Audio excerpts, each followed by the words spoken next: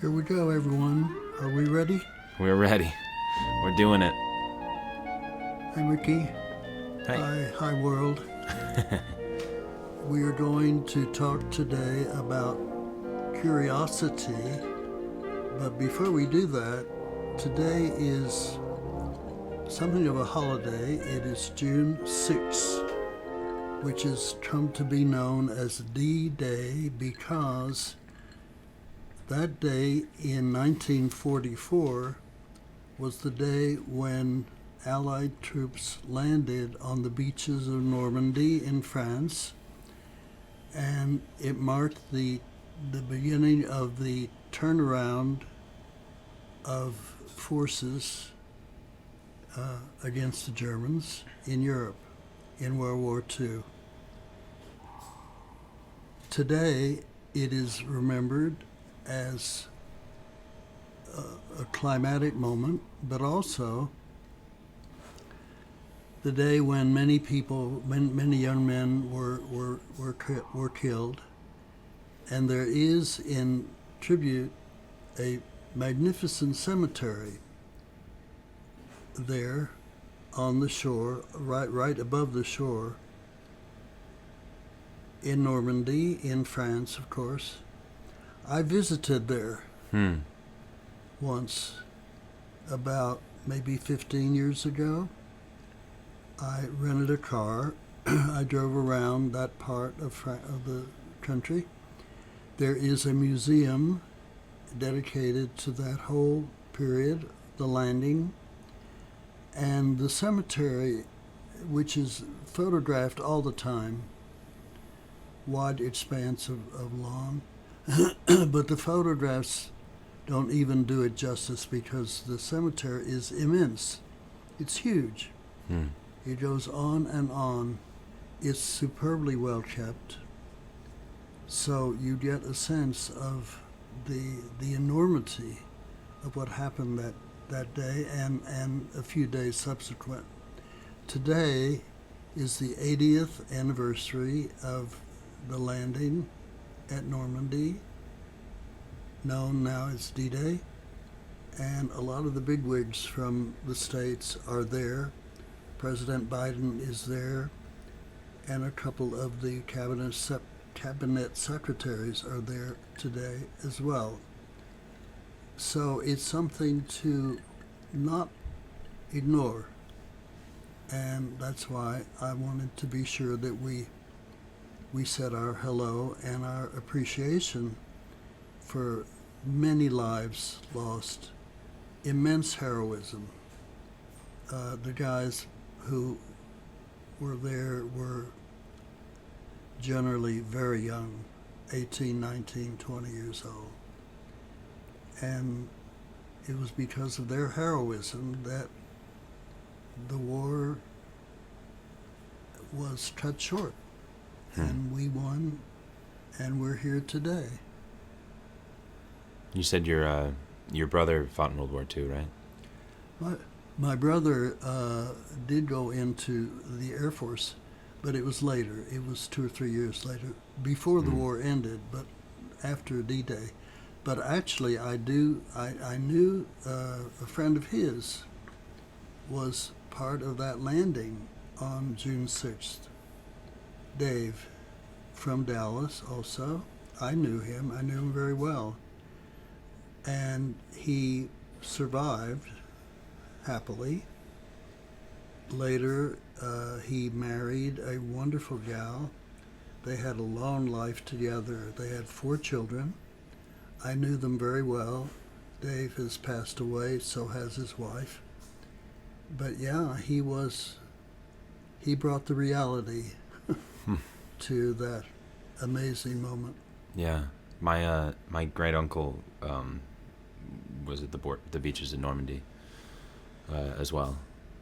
My great uncle, my grandmother's brother.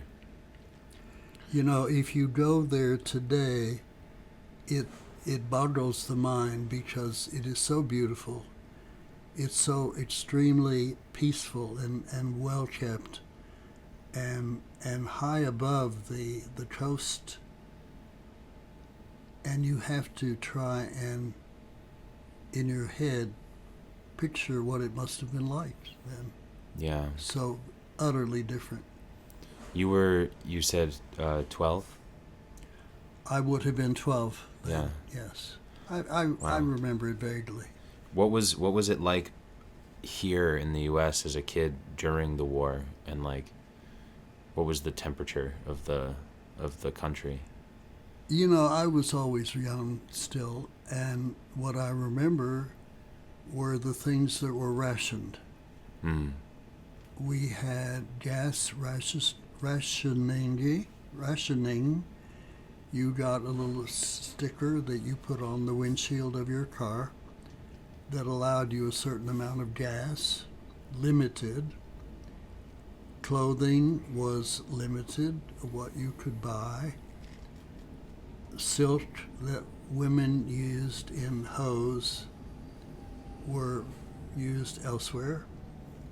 I knew families who became rather rich by getting contracts for uniforms, military uniforms, khakis. I knew a couple of families in Dallas, and they got contracts to make those and made a lot of money. Yeah. That's wild. It's just wild to think about. Now we're in this time where we're engaged in these. We're loosely, if at least financially, engaged in these two other wars, but we don't have boots on the ground.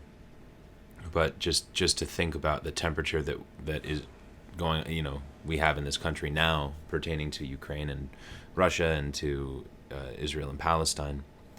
To imagine being fully engaged and having a draft and having people my age and younger than me being forcibly sent to war, I just can't imagine what that would do to the mindset of the people in the country. There was during that war, called the Great War, a great sense of patriotism, immense, nothing like today. And when that war ended, I think that seeped away. When I was drafted in the mid-50s, it was because I went in because I was drafted. I didn't volunteer. But during World War II, there was an immense sense of patriotism. People wanted to participate. People wanted to go and do something. Fight evil. Yeah. Yeah. Very different from now. Now we have an army and a navy and an air force because young women and men volunteer. Yeah. Otherwise, we wouldn't be having it because there's certainly no draft. Maybe there should be. I don't know. Yeah, maybe. I mean, I certainly think that there should be mandatory 2 years of some kind of civil service, whether it be military. I agree with you. Absolutely. Firefighter, EMT. Absolutely. Any kind of just civil work. It should be mandatory before college, and it should be in a state that you did not grow up in. You should have to go live somewhere else for 2 years.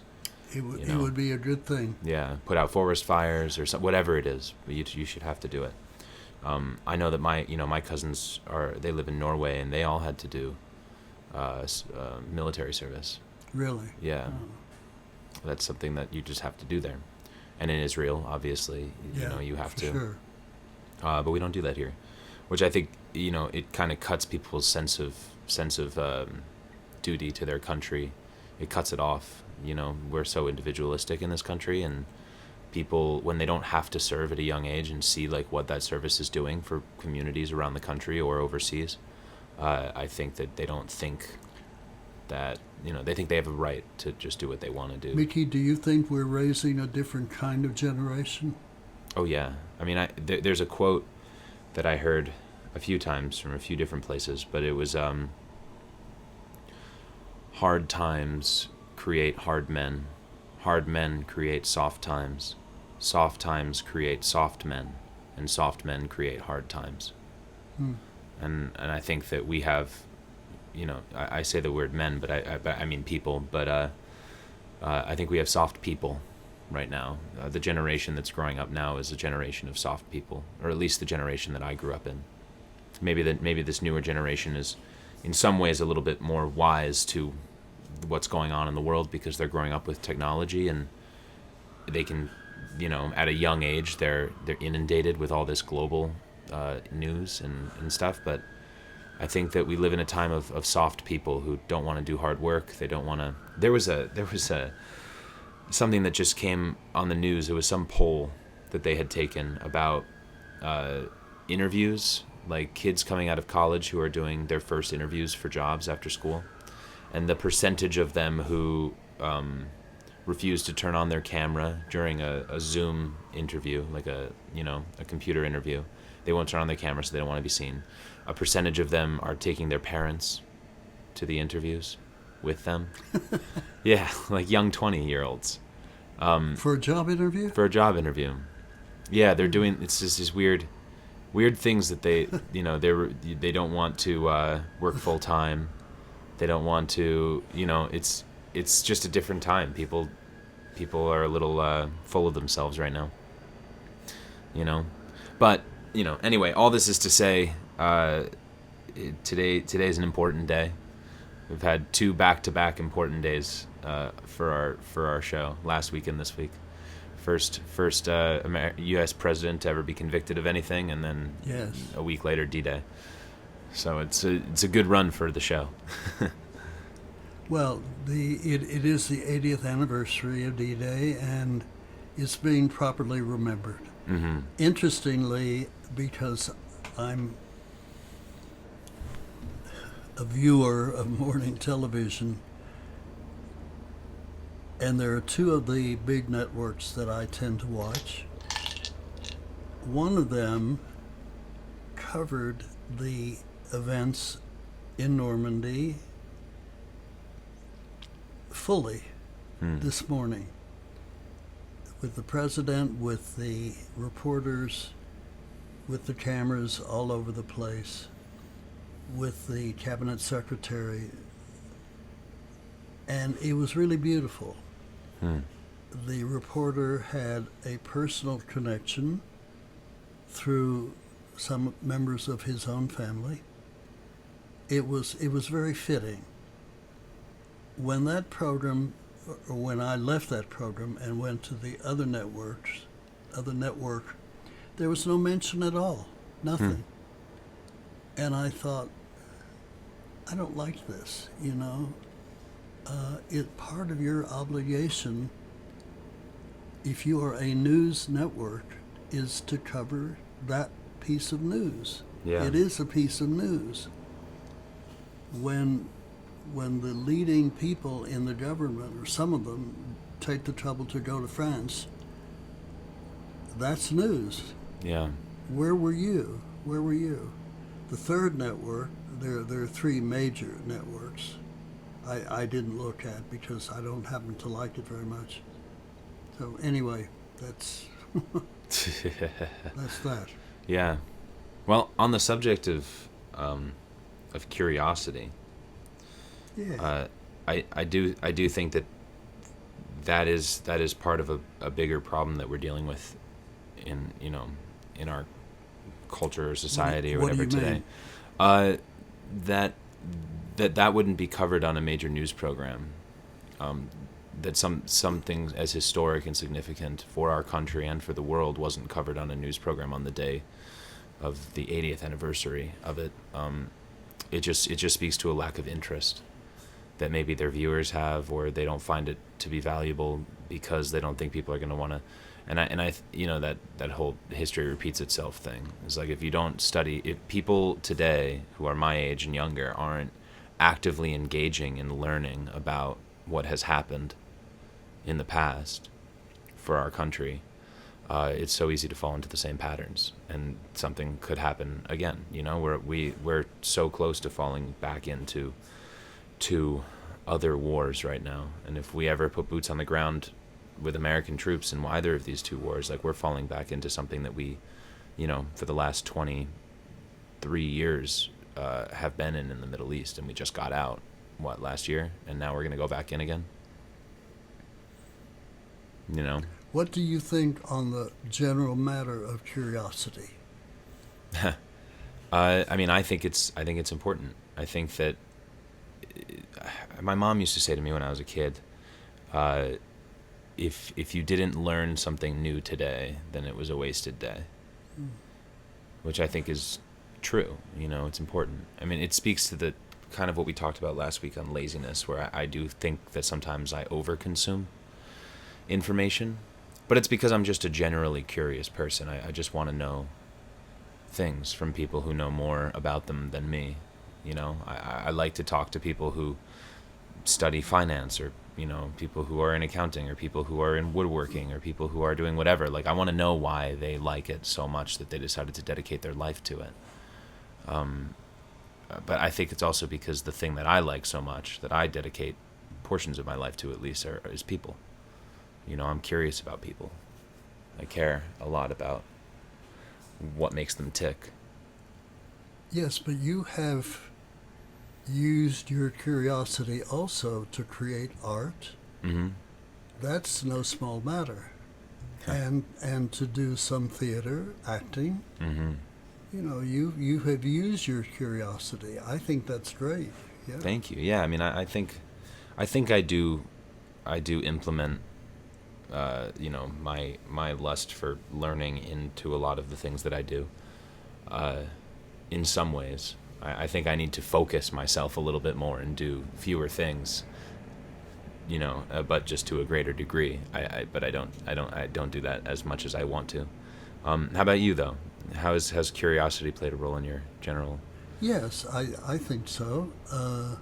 I was curious about going away to school. I didn't want to let my life remain as narrow as it had been through high school, though it was perfectly nice. I was curious to go elsewhere, and I did. I went to a part of the country where I had never been at all, met up with people who I had not known before, including black students who I never went to school with. I think curiosity is great. You know, there is this saying, curiosity killed the cat. But I think that maybe refers to being curious in places where you have no business. Yeah, being nosy. Yeah. Yeah. Sticking your nose in other people's business. I agree with that. But yeah, I mean, I think that one of the positives today about people my age and people younger than me, in college now or even in high school, is that people are so curious. At least it seems so. It seems that people are generally more curious, more eager to learn, more eager to share what they know. If you look at social media, I mean, so much of it is tutorial. You know? Really? Oh yeah, so many people have built careers. Young people in their early 20s, late teens have built careers on giving tutorials about things that they know how to do. Yeah. You know, home improvement projects, or computer software, or certain programs on online graphic design programs to give full tutorials. That, it seems to me, is good.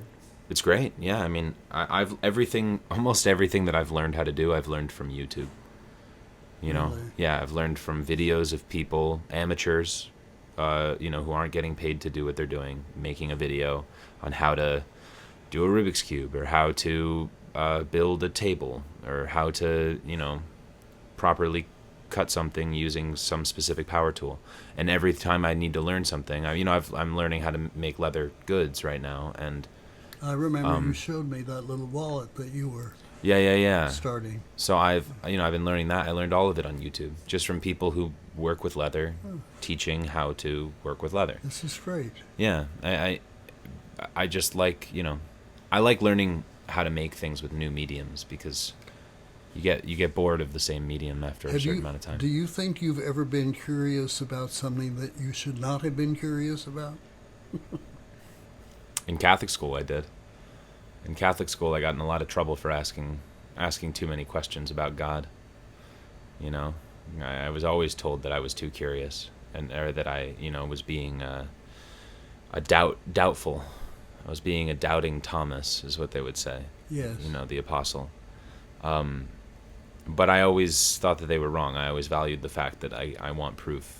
I'm not going to just believe something because someone tells me to believe it. I want you to convince me that I should believe it. And if you can't, then I become even more Stubborn. more skeptical, yeah, of your claim. You know, anyone who says like 100% fervently that they know something, I'm immediately skeptical of that, because if you can't admit that there's more you can learn about the thing, then I don't trust that you are valuable to me as a knowledge source. You know. What's something that you've found yourself becoming overwhelmingly curious about lately? Of course, one is. I mean, I think every kid is curious about what his parents do in bed. That's sort of standard curiosity. Oh gosh, yeah. Well, I think so. How so? How old were you when you started thinking about that? Oh, I don't know. I don't remember, but I remember the curiosity. Sure. Yeah. But I didn't express it. I kept it in here. Probably for the best. I think on religion opens a lot of possibilities. Yeah, absolutely. It did for you, and it has for me as well. I don't believe that the river opened so the Israelis, so the Hebrews could walk through. Parted the Dead Sea. But the ideas are good. You know, one holds on to those ideas. Yeah. Yeah. There's a lot of research now suggesting that, much of the mystical experiences that are spoken about in the Bible or in other religious texts are potentially products of hallucinogenic experiences. Really? Yeah, like, the story of Moses and the burning bush. Yeah, sure. They believe that the burning bush, some people who are theorizing this believe that the burning bush was likely the acacia tree, which grows in that region, which has DMT in it. And so if burning the bush is like smoking the plant, and which is a hallucinogenic plant. So a lot of people think that like that story of Moses witnessing the burning bush was him having a DMT trip and then speaking with God and then coming back with his report. With his report, yeah, to the rest of the people. Yeah, wow. Yeah, it's interesting. All those claims are very interesting. Well, I will remain curious. What have you been super curious about lately? Anything? I suppose I've been curious about my own life. How much more I have to live. What am I going to do with it to make it useful, to make it good, to make it fun? And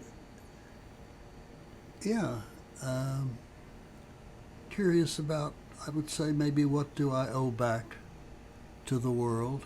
The world has been good to me. I am basically without partner. I'm basically alone, although I am blessed with some very good friends. And I'm kind of spoiled by now. I don't feel obligated really to do anything, although I'm trying to write again some. That's something that I want to do. So curiosity it's always there. Yeah. But you're very good with that. I mean, you listen to a lot more different sources than I do. Yeah, well, I happen to, I have my favorites. Yeah. Still, That's interesting that you say that, though. Do you find peace in thinking about the life that you have left and what you're going to do with it and things, or just does it bring up anxiety or like a sense of peace? It does bring up anxiety, some, of course. I think a great deal about the past. I don't know how anyone my age who's at all a thoughtful person could not do that. Past events pop into my head all the time, all the time. And it isn't necessarily a person or another person, it's just generally things. And I'm never sure whether that's good or not, but anyway, it's there. So, old events and often people who are no longer with us. And I dream a huge amount about people who are gone. Huge amount. But in the dreams, they are quite alive, and I'm with them doing one thing or another. Sometimes good, sometimes not good. Are you your age in your dreams? That's a good question. Yeah, for the most part. Yeah. Yeah. Are you mobile in your dreams? Yes, I'm more mobile. Yeah. Can you fly? Flying comes up once in a while. Yeah? Food comes up all the time. That's funny. I know. As if I were deprived of food, which I'm certainly not. Who's gone do you tend to dream of most recently?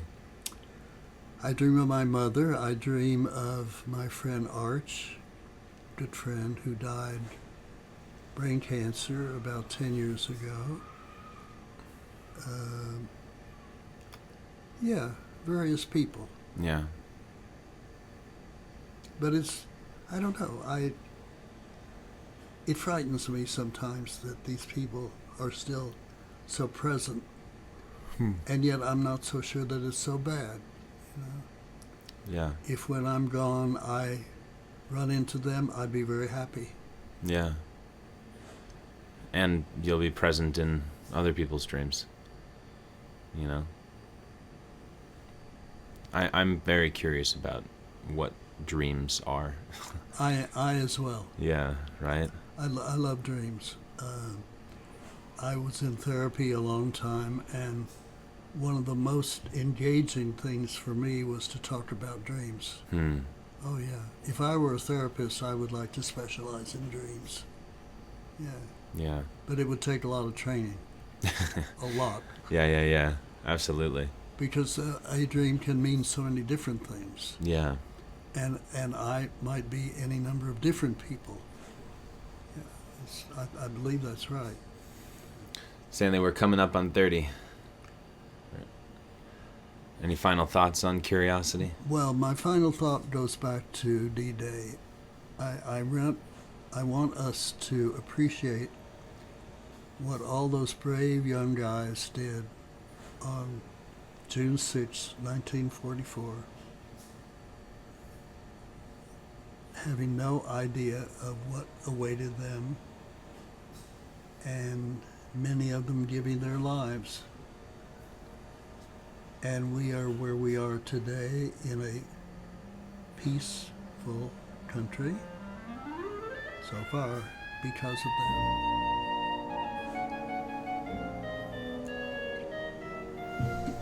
Definitely on my mind.